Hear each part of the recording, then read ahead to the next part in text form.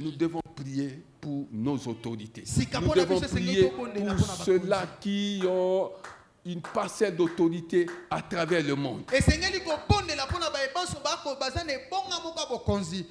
Au lieu de les critiquer, le Seigneur nous demande de prier pour eux.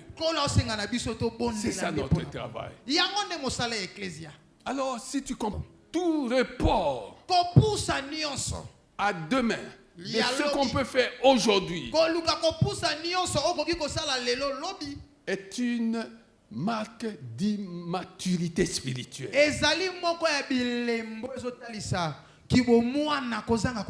Le royaume de Dieu bien-aimé, c'est aujourd'hui. C'est pourquoi la Bible dit, aujourd'hui, si tu entends la voix de l'Éternel, si tu entends la voix de l'Éternel, n'endurcis pas ton cœur. N'endurcis pas ton cœur.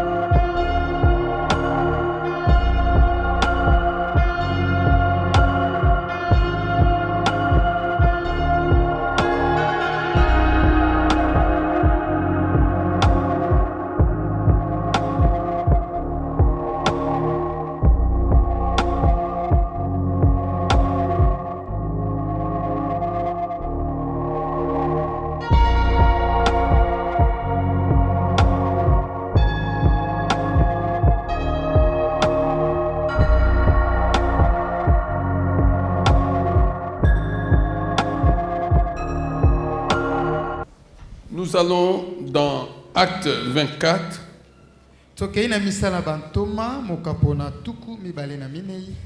Verset 24. Quelques jours plus tard, Félix vint avec sa femme Drusille, qui était juive, et il fit appeler Paul. Il l'écouta parler de la foi en Christ. Il l'écouta parler de la foi en Christ.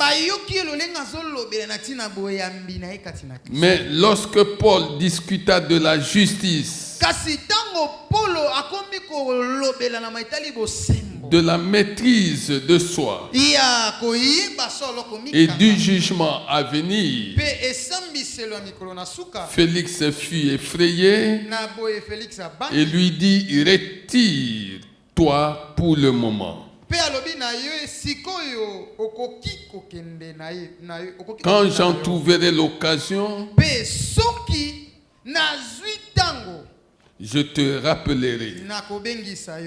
Quand j'en trouverai l'occasion, je te rappellerai. Il espérait en même temps que Paul lui donnerait de l'argent pour qu'il le relâche. C'est pourquoi il le faisait venir assez souvent pour s'entretenir avec lui.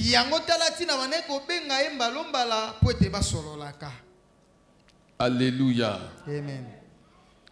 Lisons aussi au même moment Genèse 39.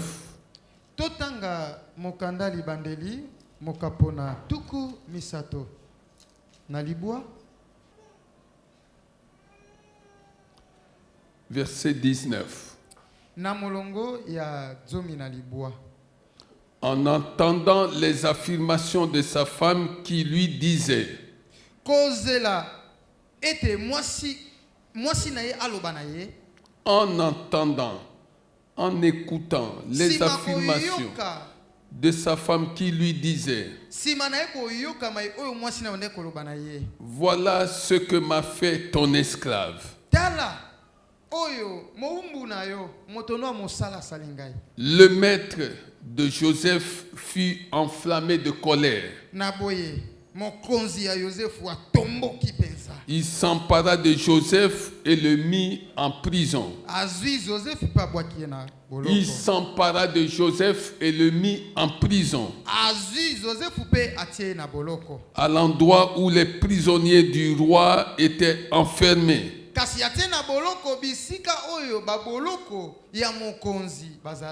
Il resta donc là en prison. L'Éternel fut avec Joseph et étendit sa bonté sur lui. Il lui fit gagner la faveur du chef de la prison.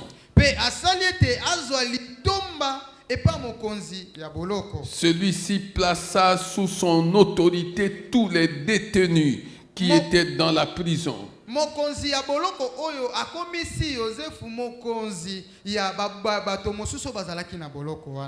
Il plaça sous son autorité tous les détenus qui étaient dans la prison.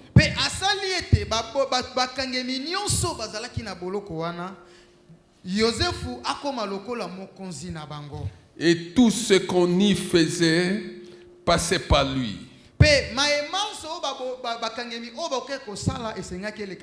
Le chef de la prison ne s'occupait pas du tout de ceux qui étaient sous la responsabilité de Joseph.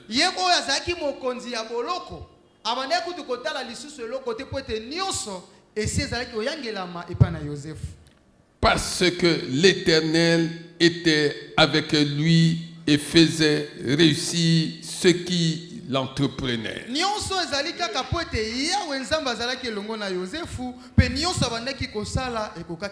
Parce que l'Éternel était avec lui et faisait réussir tout ce qu'il entreprenait. Je voudrais que tu retiennes quelque chose dans ce culte. Nous parlons sur quand j'en trouverai l'occasion. Quand je trouverai l'occasion.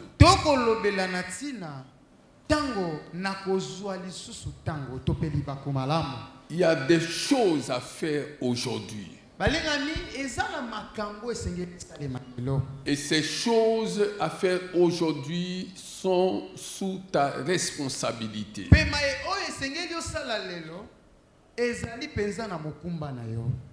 Les choses à faire demain ne te concernent pas encore. Mais il y a des choses à faire aujourd'hui. Parce que Dieu veut créditer ton compte céleste.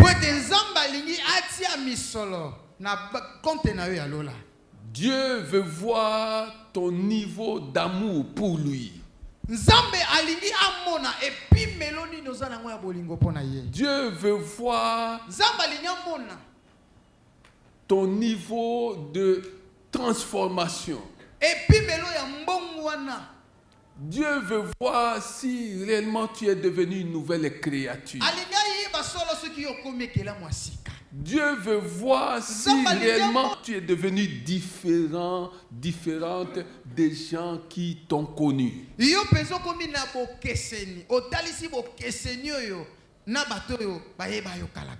veut voir si tu es toujours logé à la même enseigne que tes frères, que tes sœurs, que tes amis.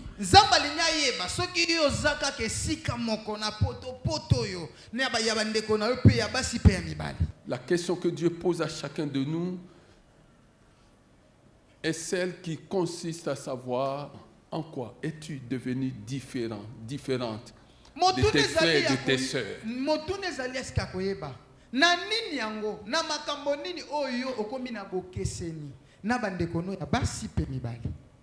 En amour, en bonté, en générosité.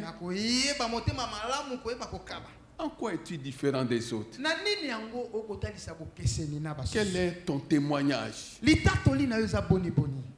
Lorsqu'on te regarde, quel est ton témoignage qui est différent de ceux de ta famille? Quel est ton témoignage qui est différent de celui de tes amis?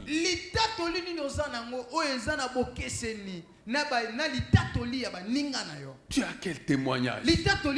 Oui, avant tu ne priais pas. Oui, avant tu ne fréquentais pas la maison de Dieu. Aujourd'hui tu fréquentes la maison de Dieu. Ces choses que tu ne faisais pas. Mais cela n'est pas un élément suffisant pour établir que tu es devenu différent des autres.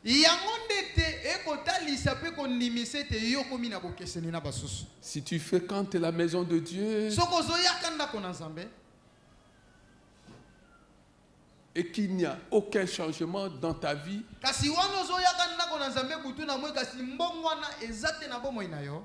tu n'es pas différent de celui qui va au stade suivre un match.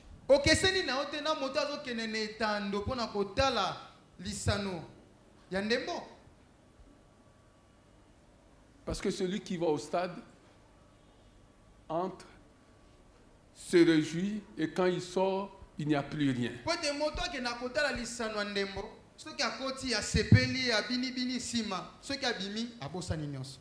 Il se réjouit. Et quand il quitte le stade, c'est fini. Il retrouve son mode de vie habituel. Mais celui qui fréquente la maison de Dieu doit aller vers ceux-là qui l'ont connu comme voleur. Ceux-là qui l'ont connu comme un homme méchant, une femme méchante, colérique. Doit aller vers ceux-là qui l'ont connu comme menteur. Doit aller vers ceux-là qui l'ont connu comme impudique. Doit aller vers ceux-là à qui il ne pouvait même pas pardonner.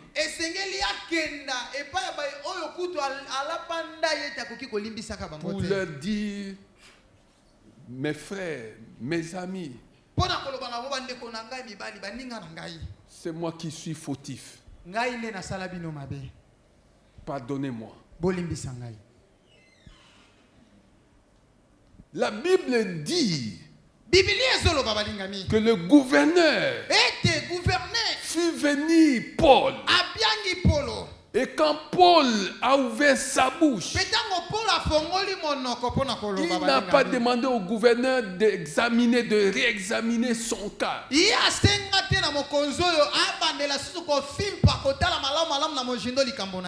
Il a parlé sur la foi en Christ. La foi en Christ suppose, implique une grande formation de l'homme ancien.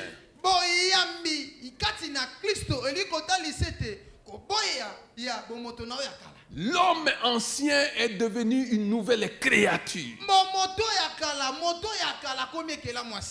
Et il peut parler des choses d'en haut. Il a parlé sur la foi. La foi en Christ.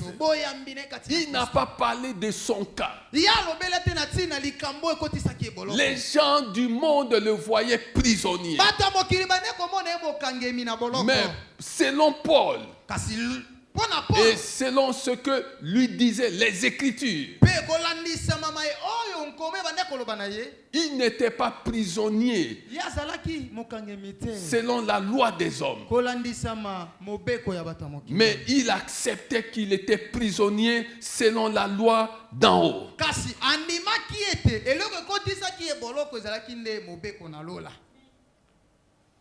Il y a plusieurs prisonniers dans cette vie.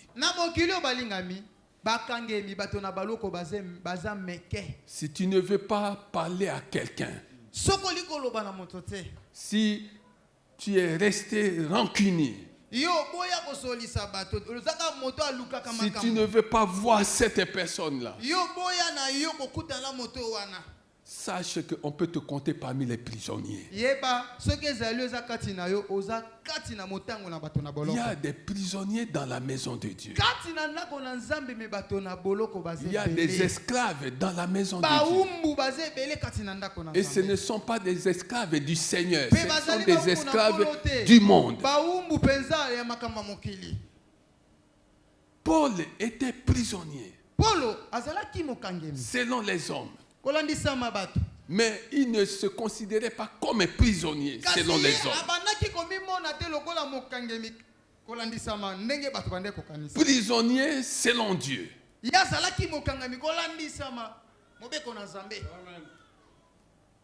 Joseph, esclave selon les hommes. Mais lui-même se considérait esclave selon Dieu. Il était esclave non pas des hommes, mais esclave de Dieu. Joseph, prisonnier. Mais il ne se considérait pas prisonnier. Alléluia. C'est pourquoi, bien-aimé, on lui confia des responsabilités dans cette prison.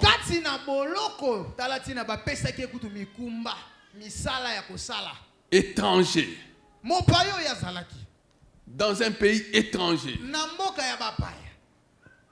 En prison, établi sur les autochtones du pays.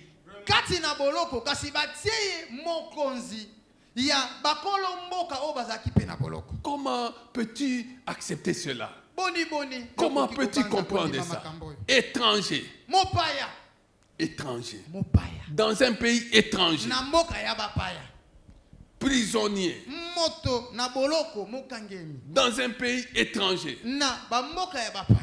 Mais établi sur les autochtones du pays.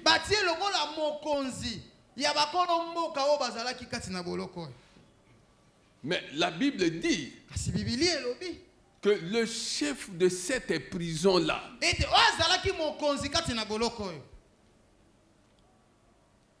quand Joseph travaillait, n'avait rien à redire. Il se soumettait à tout ce que faisait Joseph. Parce que Dieu était avec lui. Si Dieu est avec toi, tu ne vas plus vivre dans la lacune. Si Dieu est avec toi, tu ne vas plus vivre dans la rancune. Si Dieu est avec toi, tu ne vas plus vivre dans la haine.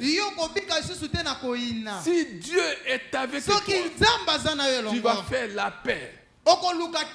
Même avec des gens qui ne t'aiment pas, qui ne te supportent pas, qui ne te portent pas dans leur cœur. Et ce sera une grande démonstration que Dieu est avec toi. Tu as des problèmes avec des gens, c'est que Dieu n'est pas avec toi.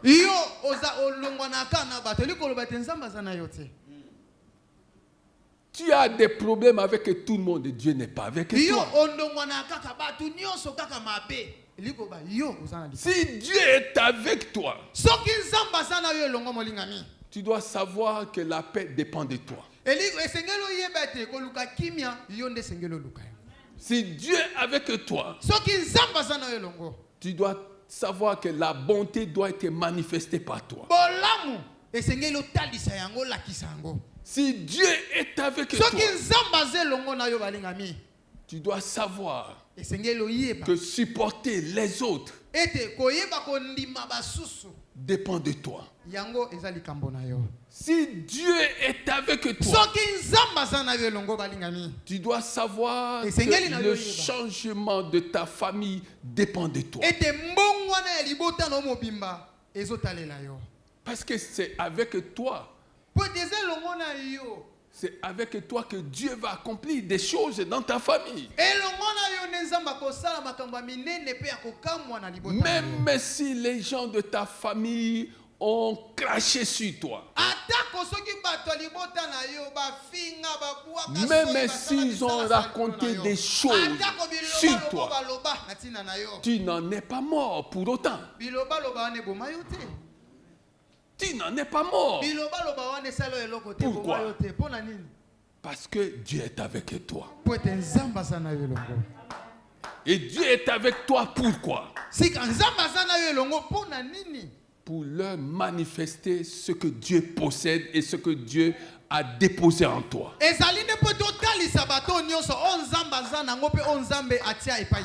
Bien-aimé, Dieu est amour. Dieu est amour. Manifeste cet amour aux gens qui t'ont haï. Manifeste cet amour aux gens qui continuent à te haïr. Et tu verras que la haine va disparaître de leur cœur. Tu verras que la haine n'aura plus de place dans leur vie. Tu verras qu'ils vont reconnaître que c'est toi qui avais raison. Même s'ils ne te le disaient pas, mais dans leur cercle privé, ils reconnaîtront que tu es devenu différent d'eux. Je parle à quelqu'un. Je parle à quelqu'un. Réveille-toi, bien-aimé. Réveille-toi. Réveille-toi, bien-aimé. Est-ce que tu comprends ça? Il ne faut pas dire quand j'en trouverai l'occasion. Quand j'en trouverai l'occasion, signifie tout simplement que tu n'es pas encore devenu enfant de Dieu. Toute la création attend ta manifestation dans cet endroit-là, dans cette famille-là. Mais toi, tu dis quand tu en trouveras l'occasion.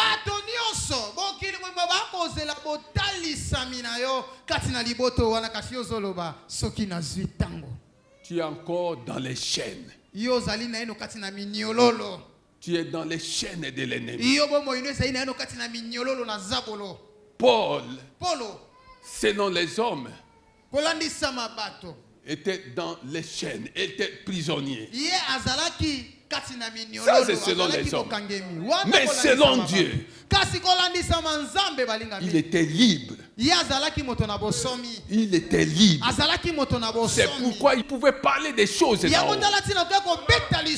Les choses d'en haut sont annoncées par ceux-là qui sont devenus libres.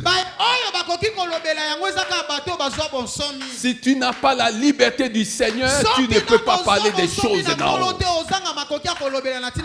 Il a parlé sur la foi. Il a regardé le gouverneur. Il a dit, le cœur de cet homme est rempli de mauvaises choses.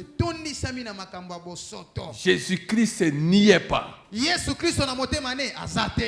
Donc il faut que je commence par la foi. Il a parlé sur la foi. Oh, la foi, c'est la vie avec Dieu et selon Dieu. La foi, c'est la vie avec Dieu et selon Dieu. Si tu comprends ça, la foi, c'est cette clé, bien-aimée, qui te donne accès aux possibilités de Dieu.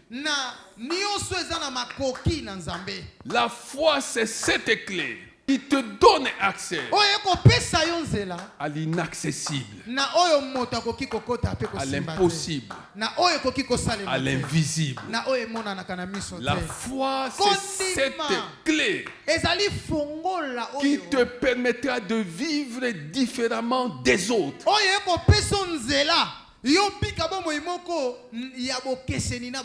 La foi, voudrais-je dire, pour terminer,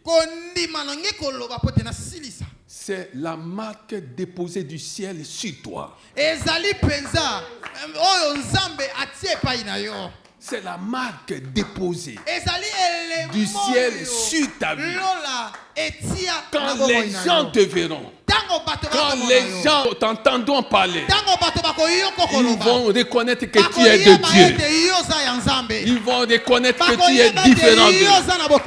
Parce que tu portes une marque céleste. Je parle à quelqu'un qui porte une marque céleste.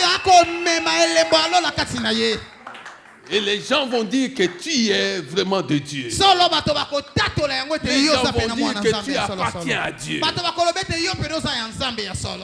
Interdis-toi de reporter à demain ce que tu peux faire aujourd'hui. Tout report à demain ce qu'on peut faire aujourd'hui est une véritable preuve d'endurcissement de cœur.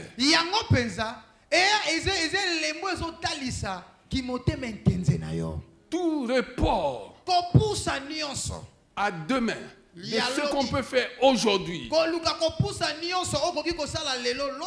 est une marque d'immaturité spirituelle. Le royaume de Dieu bien-aimé, c'est aujourd'hui. C'est pourquoi la Bible dit, aujourd'hui, si tu entends la voix de l'Éternel, si tu entends la voix de l'Éternel, n'endurcis pas ton cœur. N'endurcis pas ton cœur. Il lui a parlé de la foi en Christ.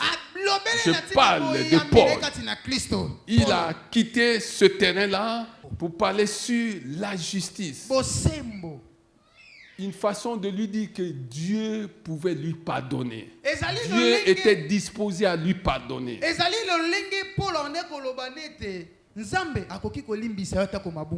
Il suffisait seulement qu'il saisisse le message de la foi en Christ. Et Dieu lui aurait pardonné. Il lui a parlé sur la maîtrise de soi. Comme pour lui dire que nous sommes dans un monde où il y a des pièges partout. Les pièges dressés par l'ennemi sont partout. Mais seule la grâce de Dieu, seule la grâce de Dieu nous permet de passer à côté de ces pièges.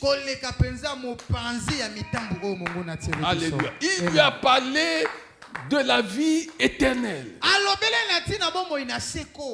Comme pour lui dire que tous ceux-là qui croient que les choses s'arrêtent seulement dans cette vie sont en train de se tromper. Alors, quand tu vois un prisonnier comme Paul agit de la sorte, première chose, il sait qu'en face de lui, cet homme, bien que gouverneur, était plus prisonnier que lui.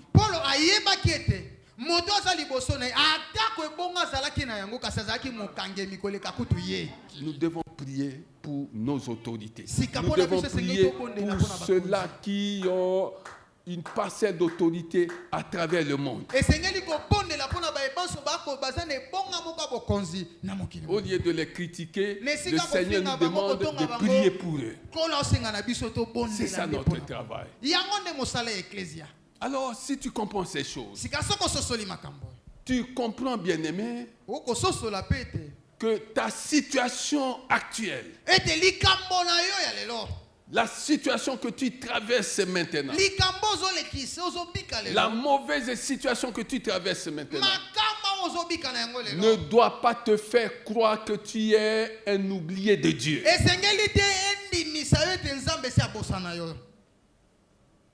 La situation que tu traverses aujourd'hui ne doit pas te faire croire que tu es un oublié de Dieu. Joseph était où? En prison. Et après la prison, qu'est-ce qui s'est passé? C'est pourquoi la Bible dit, il y eut un soir, il y eut un jour. Il était au soir de ces difficultés. Mais il est tenté dans son beau jour. Bien-aimé, tu comprends que si tu lisais la Bible, à partir de la Genèse, au commencement, Dieu créa le ciel et la terre. Si on te disait de vivre dans ce monde-là, tu accepterais. Mais maintenant, deuxième verset. Mais la terre était informe et vide. Maintenant, on te dit, va vivre là-bas. Tu aurais dit non, non, non. Il n'y a rien là-bas, qu'est-ce que je vais aller faire là-bas? Il eut un soir. Il eut aussi un jour. La vraie vie chrétienne commence dans des difficultés. Ah oui, parce que c'est dans les difficultés qu'on est brisé. On cherche Dieu. La vraie vie chrétienne commence dans des problèmes, bien-aimés. Dieu veut s'occuper de tes problèmes. Aujourd'hui, tu es sur le soir de ta vie. C'est la nuit. Rien ne marche. Si rien ne marche aujourd'hui, cela ne signifie pas que tout est fini. Rien ne marche. Mais le Seigneur te dit qu'il est avec toi. Le Seigneur te dit qu'il est avec toi. Rien ne marche. Alors, deviens intercesseur. Deviens intercesseur. 2. Deviens portier. Jésus-Christ lui-même étant la porte. Et toi, tu deviens celui qui ouvre cette porte aux autres. C'est comme ça que le Seigneur va te faire passer de l'intercesseur au portier et enfin tu vas devenir distributeur de ces richesses.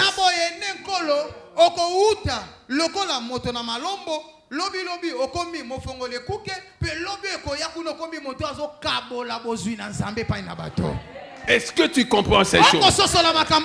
Alors tout cela veut dire quoi? Quand nous lisons Acte 24, à partir du verset 24, le Seigneur nous pose une seule question.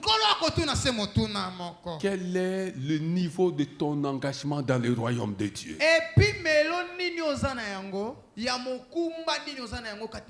Quel est le niveau de ton engagement dans le royaume de Dieu? Quel est le niveau de ton engagement? C'est là que tu vas découvrir 2 catégories de chrétiens. Il y a des chrétiens qui viennent régulièrement dans la maison de Dieu et qui savent qu'ils ont leur place dans la maison de Dieu où ils peuvent s'asseoir.